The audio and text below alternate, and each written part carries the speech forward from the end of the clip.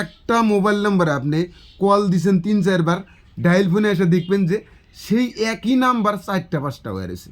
তো আপনি কিন্তু কল দিছেন একটা নাম্বারে 5 বার, তো এই ডায়াল ফোনে যদি সেই একই নাম্বার যদি 5টা হয়ে থাকে, তখন কিন্তু আপনার মোবাইলের হ্যান্ডসেটটা লোড হয়ে যেতে পারে, হয়তো আপনার মোবাইলটা কিন্তু স্লো চলতে পারে। দেখুন আমি যেমন নাকি এই যে একটা নাম্বারে 3বার কল করছি, তো সেই একই নাম্বার 3টা হয়ে রয়েছে। তো এইভাবে যদি থাকে তাহলে কিন্তু আপনার মোবাইলের সমস্যা হতে পারে।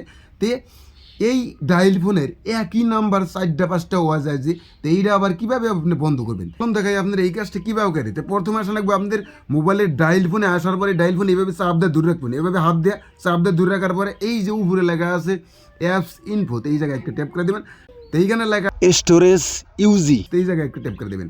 ট্যাপ করার পরে এখন আপনাদের এইখান থেকে আপনি এই যে লেখা আছে ক্লিয়ার ডাটাতে, এই জায়গায় একটা ট্যাপ করে আপনি ক্লিয়ার করে দিবেন।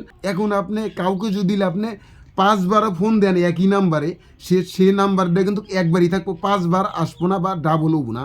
তো আর একটা সেটিং আছে, অনেকেরই কিন্তু এই মোবাইলের যেটা সেভ নাম্বার বা এবং কন্ট্যাক্ট নাম্বার 4টা-5টা করে গেছে, তো এটা আপনারা কীভাবে ঠিক করবেন?